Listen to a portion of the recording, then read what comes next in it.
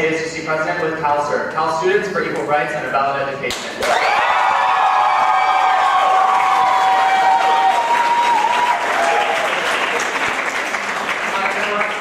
Elliot Goldstein, your current Cooperative Movement Party Senator, running for independently for President/Chancellor. I'm running with SQUELCH for President, and I hope if the Voice Initiative does pass that a microphone could be purchased, I'd be slightly larger.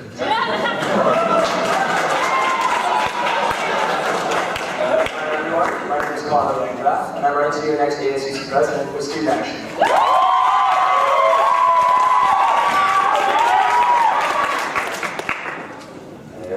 Hey everyone, I'm Chung, that's my real name, and I'm running for president for, you know what, president, whatever, right? For students for Democratic University. Hello, my name is Matt Williams, and I am running to be cause in the matter of restoring public education for all and integrating this campus. Thank you. The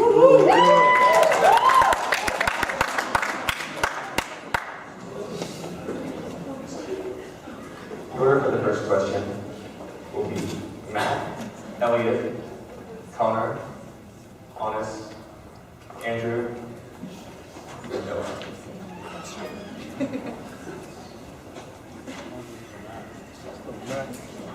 So, the ASUC Auxiliary now reports to Student Affairs rather than Administration and Finance, as it previously did. How do you think the process has been handled thus far, and how would you approach it moving forward? I don't know anything about the process. I'm a UC Berkeley student. I feel very capable. I'm a determined, motivated, passionate individual, and I'm confident that I can tackle any challenge that comes my way. But what I will say is, I feel like we're talking about what color we should paint the walls and how we should decorate the rooms of a house that's in foreclosure. I refuse to believe there isn't money for education.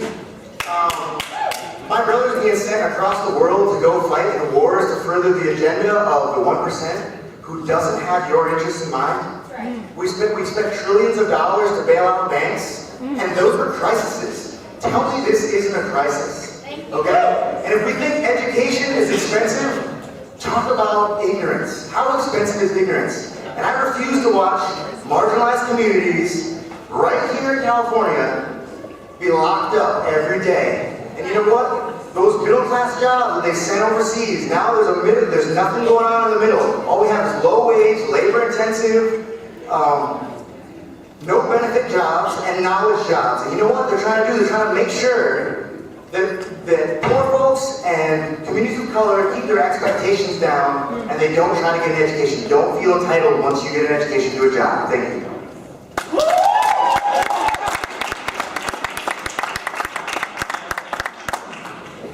So, I'm running for President/Chancellor to highlight the changing relationship that students now have to the Board of Regents and our administration. What's changed in this relationship is the fact that students are now paying more than the state for the cost of our education. You've heard this mentioned numerous times tonight, and I'm here to tell you why that is so significant and what we can do about that as students. I'm calling for students, any ASUC president and the UC Students Association to take a policy calling for shared governance for the student body at the University of California. Now this means that students will have a more direct and statutory role in how the university is run. I'm tired, and to answer the question, when the administration moved the auxiliary from business affairs to student affairs, despite the protest of 2-year Senate class, all parties, that just highlights how disrespectful students are treated and how little power we actually have. Yeah, no, it's not good. But the fact is, we make up 40% of the university's general budget. We are the major stakeholders of the university. And I'll talk about that more in a second.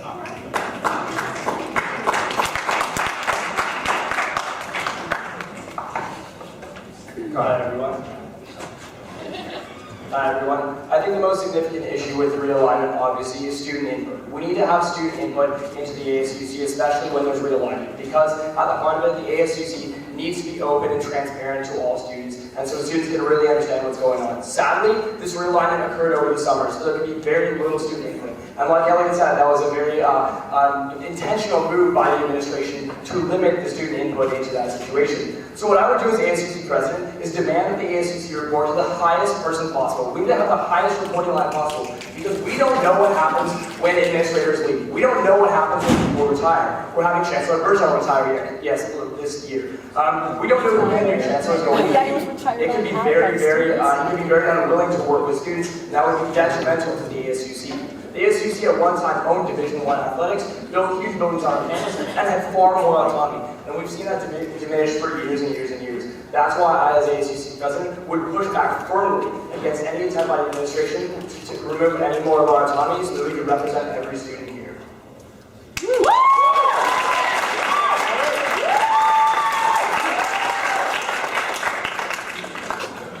Yeah, my position is really simple. We should have a student government that's independent from the administration. I mean, complete independence. If you look all over the world, people in Europe, in Greece, in Chile, in 3 weeks ago in Quebec, they're able to mobilize hundreds of thousands of students to fight against austerity measures that have been hitting the United States right now. In the past 10 years, tuition to UC has increased over 300%.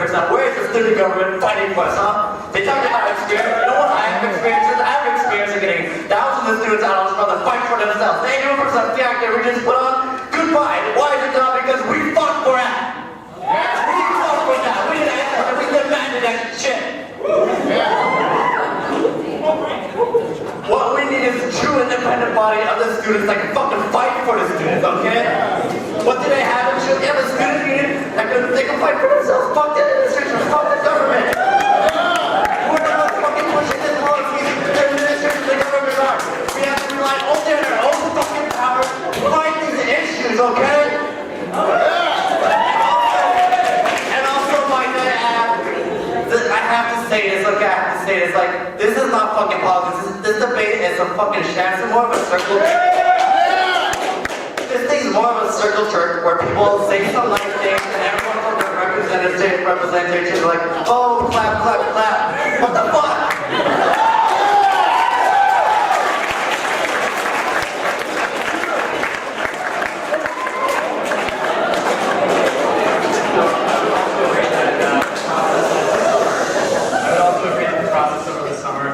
Changing our reporting line was extremely non-transparent to students, and yet this has continued this year. Our student representatives sitting on those committees have not brought those conversations back to students.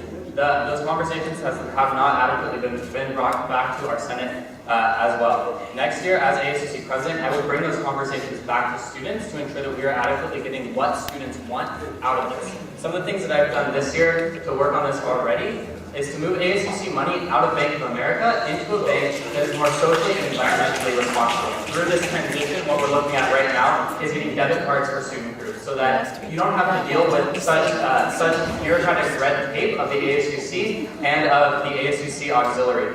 Along with that, I think that it's really important when we look at autonomy that we do need to fight for our autonomy. I have worked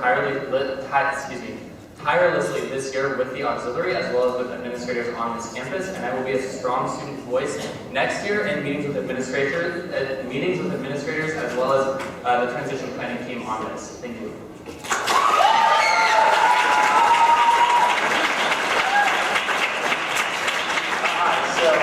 Again, I'm Ickowitz, and in terms of realignment, I think that one of the biggest problems that's already occurred with realignment was that there's a lack of communication between one of the previous presidents with the rest of the ASUC and the rest of the student body.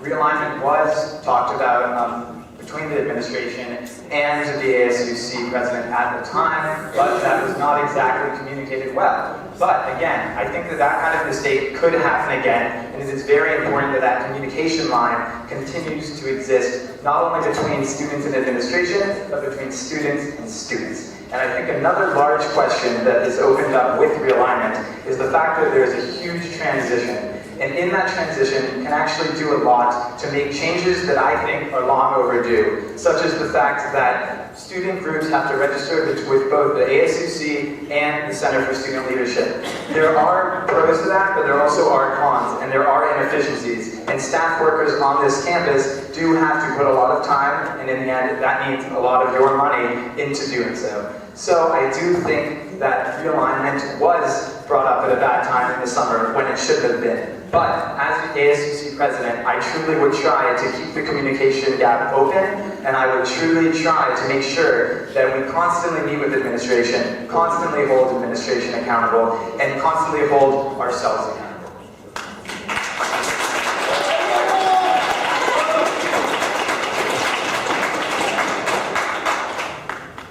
So the order for the next question will be Matt, Noah, Connor, Honest, Elliot, Andrew. They're trying to get me. Okay, first thing I'm going to say is,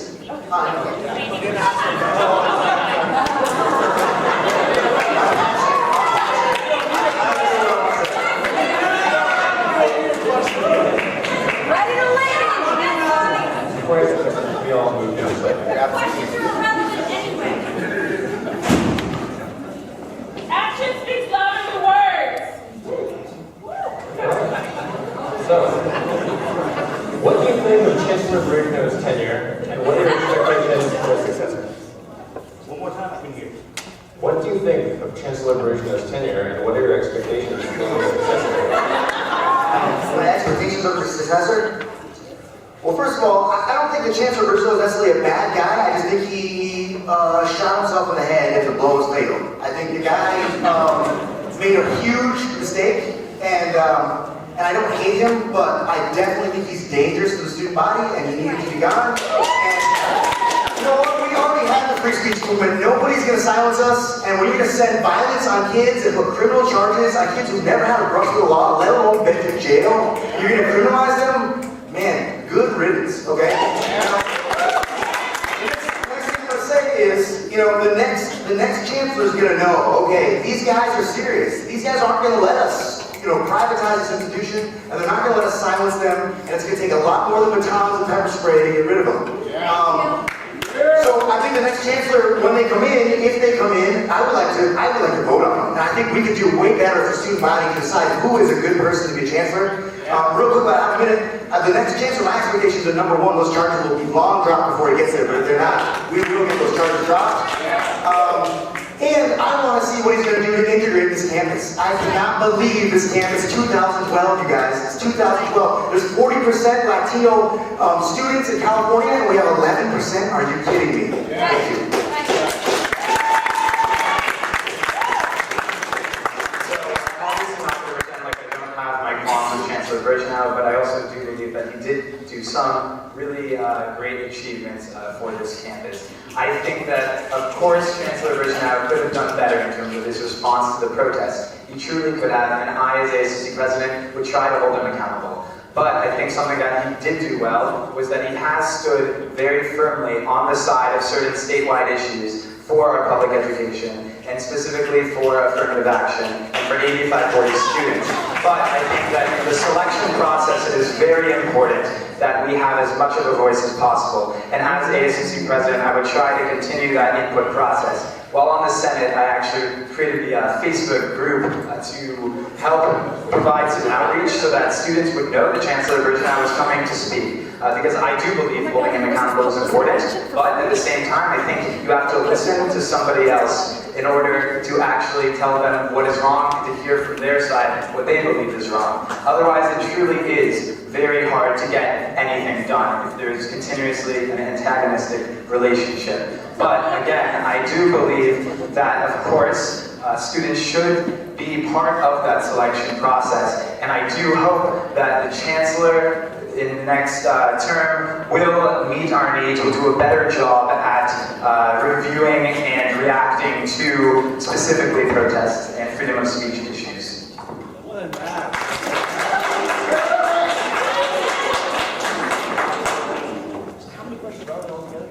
One more after.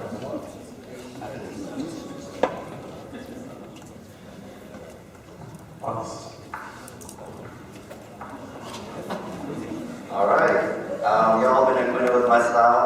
expect some more F-bombs in regards to Birgeneau. Alright, it's really simple. People cite the Occupy Cal protest as one example. No, it's bullshit. It's been going on for years. Wheeler Hall, Tolman Hall, Chancellor Birgeneau has consistently, violently repressed political protest against his administration and the privatization of the university. It's not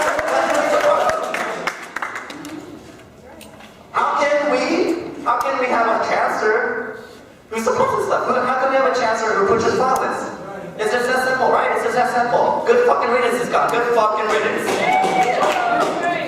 On top of that, let's go a bit further. Shouldn't the students, the workers, the faculty, and the staff, shouldn't they decide who the chancellor is? Furthermore, let's go even further than that. Should they even decide whether or not we should have a chancellor? What the fuck does the chancellor do? Does he shake your hand and say, I don't have to fucking pay $400,000 on my tax money for that, alright? The simple thing is here, when the administration decides to define what free speech is, as Chancellor Birgeneau has, free speech no longer exists. When the administration allows the judicial system to define what lawful business for a student is, guess what? You're no longer a student. You're a fucking factory machine, part of the corporatocracy in our global economic system. We need whatever. Talk to Birgeneau.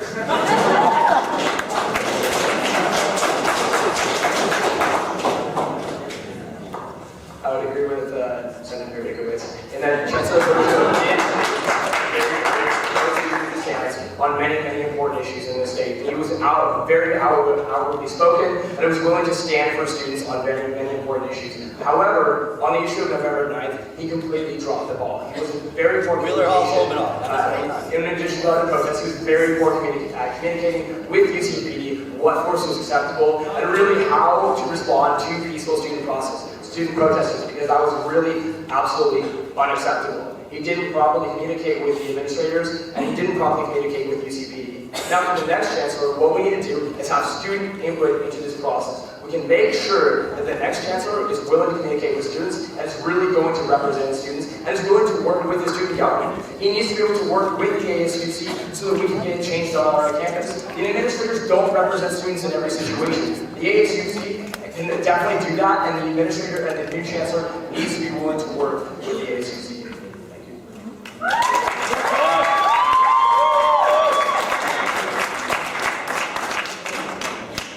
Okay, so I'll say that the Chancellor's handling of the stadium reconstruction project has been entirely poor in the financial model. The stadium is not funded, nor is the Student High Performance Athletic Center. And so this is a huge issue that the campus is going to have to deal with. And given that now we define the Department of Intercollegiate Athletics as an hybrid, student fees can now go towards this department, which is a huge issue. We should all think about this. Secondly, in terms of the free speech movement, we all love to talk about the free speech movement here, but Berkeley actually started a revolution in 1920. It's called the Berkeley Revolution, where faculty were given shared governance over the university and were able to organize and have control over curriculum, research, libraries, and other interests that they have. About 100 years later, students are in a position to once again pioneer such a model at UC to now actually have a big stand in how the university is governed. The ASUC is kind of modeling this right now with the BEARS initiative. We are going in half and half, pretty much, with the administration on the cost of this massive project. And this is pretty much what students are doing with the university right now. Like it or not, I don't like it. But we should be noting that and calling for shared governance.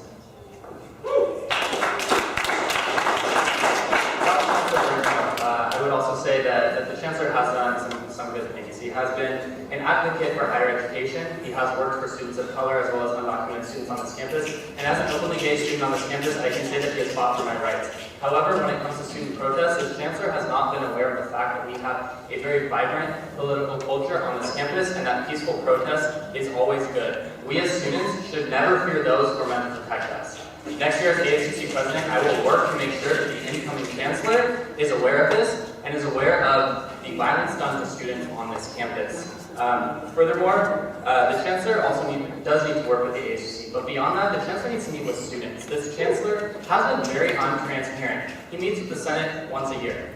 That's the Senate. We're not talking about the student body. He needs to start meeting with the student body in open forums and in discussions with students on this campus so that we as students can really let our administration know what we want to see and the real positive changes that we want to see on this campus. We need to start talking with our Chancellor about the fact that Berkeley has the second most expensive dorms in the nation, that we have seen our tuition rise 134% over the past 4 years. This Chancellor has not done anything about that, and that's because he's not talking with students. Thank you.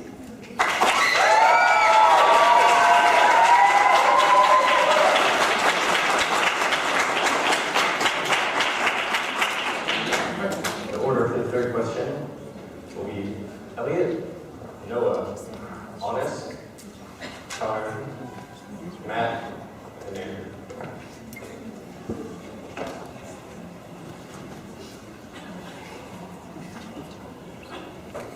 In her time as ASUC president, Vishalli Loomba has faced a number of issues relating to free speech, including the increased diversity bake sale at Louis Farrakhan's Pacific campus.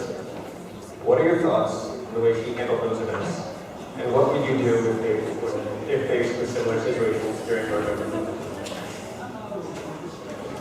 Alright, so I'm really here to start getting you to think about yourselves post this critical threshold where you now pay for tuition and we're now responsible members of this campus community.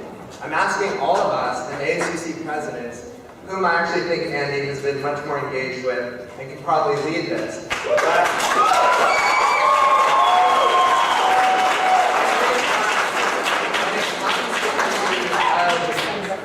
Thinking of ourselves as stakeholders and calling for shared governance, anyone and everyone needs to start creating think tanks. I'm calling for a system-wide committee of students to start thinking about how we can get more student representation on the Board of Regents. This is happening right now. Our student regents are calling for this, and yet it's going to take a constitutional amendment. So if we're going to have an amendment, we need to go all the way and call for every level, from the department, the campus, to the regential level, to start reforming campus, the way that students engage with the campus. On the note, I'll just leave it there. Thank you. Start thinking of yourself as not only a student, but a responsible stakeholder.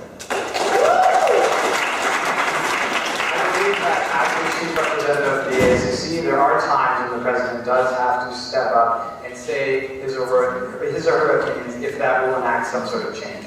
I believe that President Loomba's reaction and op-ed and various emails about the VCR bake sale, about Louis Farrakhan, all completely missed the mark. No matter how much I disagree with Farrakhan and his ideology, and no matter how much I disagree with the style that VCR used in its bake sale, I, as ASUC president, would not have sent an email or written an op-ed telling anyone to take their free speech somewhere else. Because this is UC Berkeley, and this is where free speech is supposed to be. But at the same time, if there were moments such as with issues of affirmative action, with issues of budget cuts, those are the times to send out the emails. Not the times when you are only going to create a divide among students, when your email really will make no legitimate change or actually have any impact, other than the fact that I think it sets a precedent that every time anyone comes and says anything bad, you have to say something out loud about it. And I want to say one note on partisanship,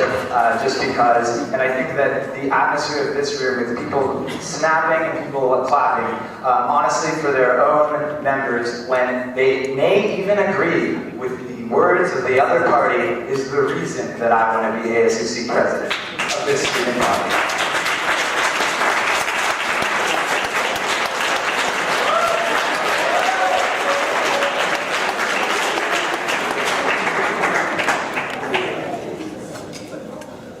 So here's our philosophy on how we think ASUC should work. I personally am not saying I'm going to represent anyone. No. We want the ASUC not to be a representative body. We want the ASUC to be a body where people themselves can represent themselves in direct democracy. This whole issue of the bake sale, you know what? Let them have their free speech. Let the Republicans have their 10 people at their super bake sale booth. You know what? We can mobilize 1,000 students more to tell them, like, fuck off.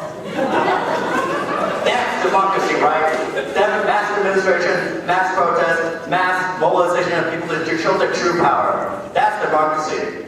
And this issue of the base zone itself is so, sorry if I offend you, but so bullshit. What was going on at the same time? Georgia just executed a black man in Troy Davis. Where the fuck was the ASUC mobilizing people for that? Huh? Where were they for that? Where are they for straight-up marching right now? Shouldn't the ASUC be cautious on the issues? Shouldn't they bring it into the public themselves directly? Not just fucking spouting out words saying, oh, we don't like this, we don't like that. No, fuck that. Bring people out to the street. That's democracy in practice.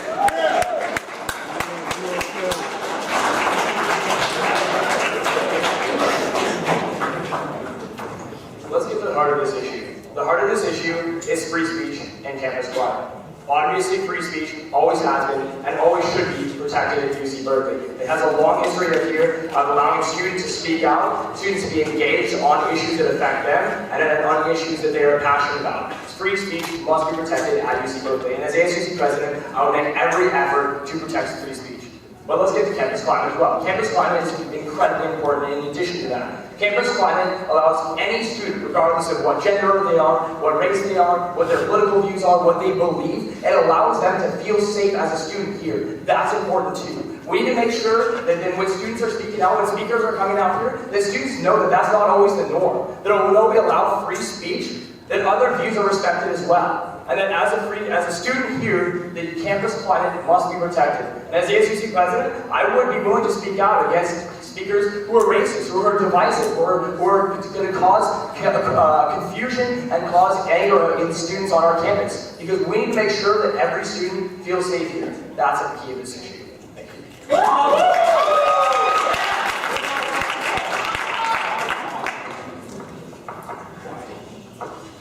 Okay, one second. Alright. On a roll. First of all, if we integrate this campus, you're gonna hear a lot less racist stuff, you're gonna hear a lot less homophobic stuff, you're gonna hear a lot less just ignorance in general. That's what I can say. I met Vishalli Loomba one time, I thought she was pleasant. I felt she's been inconsequential in the movement. Let's talk about leadership real quick. Number one, 10,000 people voted on November 15th to support and demand affirmative action. Now, I will say the two-party system, I think they're all about leadership and not about action. I would say SDU, from my experience, is all about action, which I love, but it isn't about leadership. DAAP is all about both. We know that we need leadership. I just came from a sit-in and we spent 5 hours sitting in, occupying the registrar's office to demand underrepresented minority enrollment next semester to drop the charges. We're in action. Now, you know, when it comes to like the power of the movement, we do need leaders. And why do I think that you guys should trust DAAP and me to be a leader? Number one, we've been in action. You've seen us everywhere around campus. You've read about us in the Daily Cal. You've seen us on the news. Okay, we have integrity. We don't have frats. We're not Mr. Popularity, but we have integrity. And you know, I've been to jail twice around this fight, public education, and next time I go, I want to get as ASUC president. And the last thing I'll say is, I have no conflict of interest. I do not need letters of recommendation for grad school, and I don't care about resumes. I want to be inspiration and show you guys your power.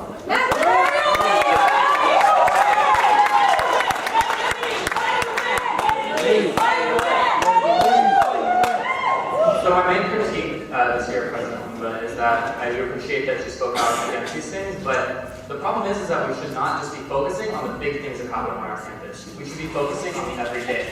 We should be focusing on the microaggressions that happen to students that are around this campus, that happen to queer students on this campus, that happen to women, that happen to Jewish students, that happen to Muslim students. We cannot just focus on the big events. Next year, what I would like to do is I would like to have a campus climate director in my office to be in contact with the recruitment and retention centers, to be in contact with Hillel, to be in contact with the Gender Equity Resource Center, to be in contact with the spaces on campus that feel these issues every single day so that we are always having conversations about this. From there, we bring it back to students and we say, how best do we address your needs? So that we don't have these giant events that take up all of our time and take up all of our space, because we were already having these conversations, and so that you have a student government that is truly representative of the needs that you feel on this campus.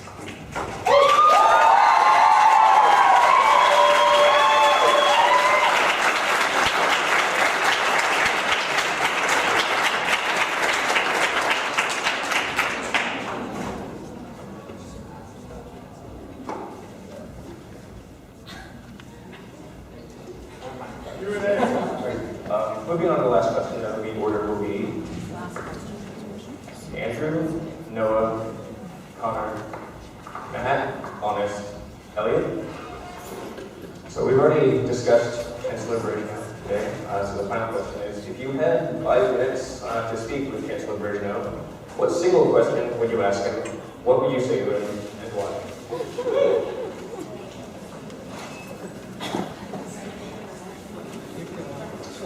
If you had 5 minutes to speak with Chancellor Robert Birgeneau, what single question would you ask him? What would you say to him, and why? So, question, statement, and why?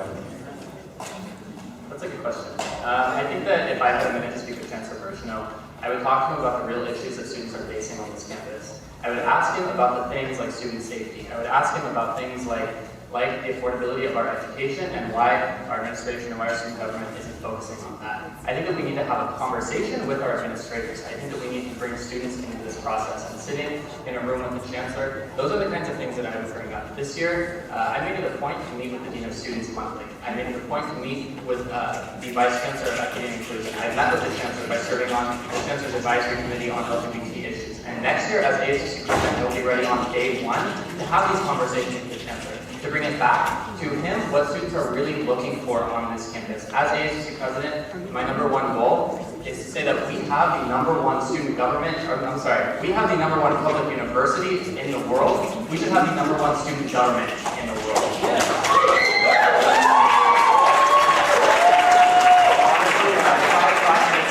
Chancellor Birgeneau, because I know it couldn't affect how we govern since he's already outgoing, I would actually ask him what he believes he did well and what he believes he could have done better.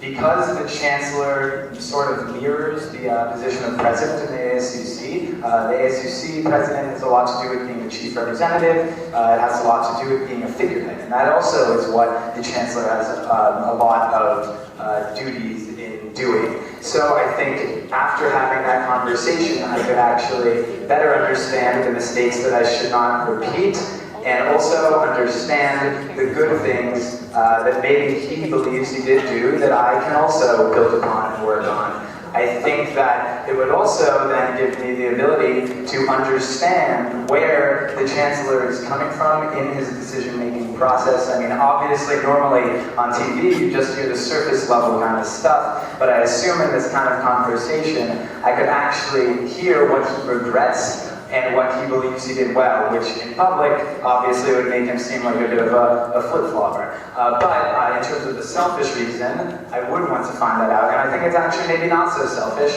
because I truly would use that lesson and those lessons that he teaches, that he would tell me, and I could also critique what he says, obviously, and then I would use that as input into how I would govern this ASUC.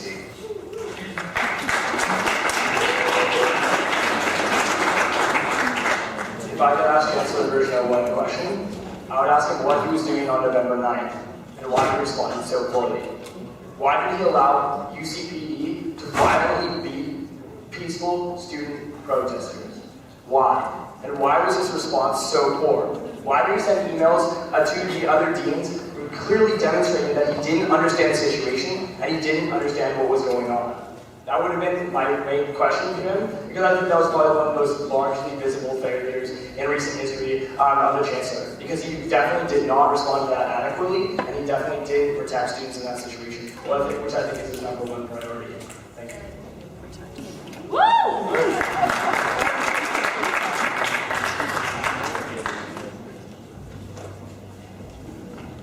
Yeah, actually, I'd say to Chancellor Birgeneau, first I'd say, if you have a daughter, sir, I'd say, can you imagine seeing your daughter grabbed by the hair and yanked to the ground, and your kids beaten with gloves for doing the most noble thing? Wouldn't you be so proud of them for taking a stand? And then I'd say, here's our demands. That's right. Here's our demands. Drop the charges. Like the whole list. Get BP out of here. I could go on for days, but what I'm going to talk about is leadership. And we had, at the pinnacle of this movement, you guys, we had an opportunity to present demands to the administration. And you know what? There were no leaders around at the time. The only person there was Yvette Villar, who's an alumni, and she wasn't able to go in and present those demands. And when they went in, the students went in, God bless them, they were nervous, and they started talking about taxes. I'm talking about accountability. 10,000 people voted. We have demands. So You know, I feel like I can't stress enough how much power we have with our direct action. If you look at the 60s, the civil rights movement, boycotts, sit-ins, we call them occupations, marches. 2006, millions of Latinos took to the streets to kill, to make it a felony, to be undocumented, or even aid someone undocumented, and they killed that right away. We have huge power. This is the most powerful place in the whole country, and we need to be coordinated. Would you want to be on a ship in the ocean with no captain? We need a leader. Thank you.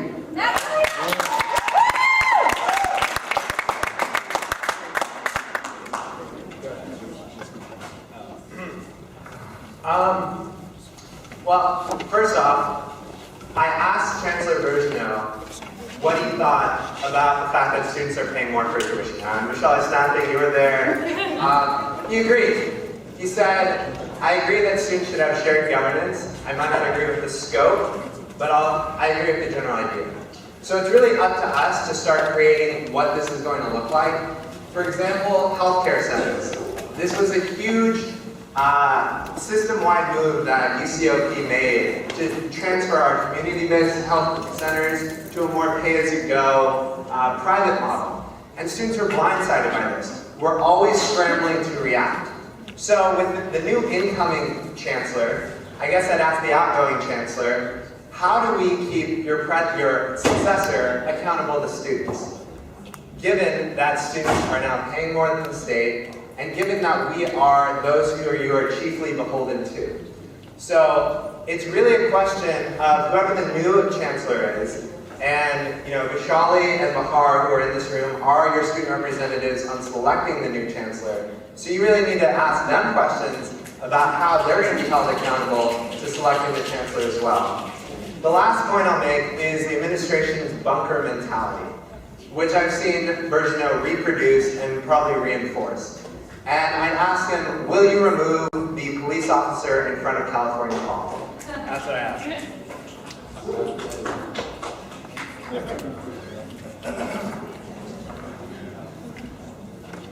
Alright, well, if I have 5 minutes with Chancellor Birgeneau, I think the first question I would ask is, can I get an extra hour? Because I have a lot of things to say to him. Okay, so number 1, he says he's an ally of public education. Okay. Why aren't you out with the students? And number 9, protesting the exact same reasons that the private university and budget cuts. Why aren't you out with the students there? Okay, you're not there. What about number 15? What about the Regents meeting? Why aren't you there with the Regents meeting when the students are also protesting the direct source of it? The Regents are pushing the privatization, or pushing the hikes. Why aren't you there with us, Birgeneau? Okay, or not there. Okay, well, how about March 5th, when the students are occupying the state capitol, who you keep blaming for this issue? Where are you when the students are directly occupying the capitol, directly challenging the power structure right there? Where the fuck are you, Birgeneau? It is clear with your action that you are not an ally of public education. Furthermore, if you were, why send the police to beat up peaceful protesters who want to push this issue forward? I wonder, right? Moreover, okay, Birgeneau, you say you're an advocate for diversity on campus. Well, geez, the campus is obviously not very diverse, right? Why aren't you pushing for the overturn of Prop 209? Where were you when the students were there in the state court? Yeah, I mean, the point should be pretty clear. The chancellor says a lot of nice things, but he doesn't do anything.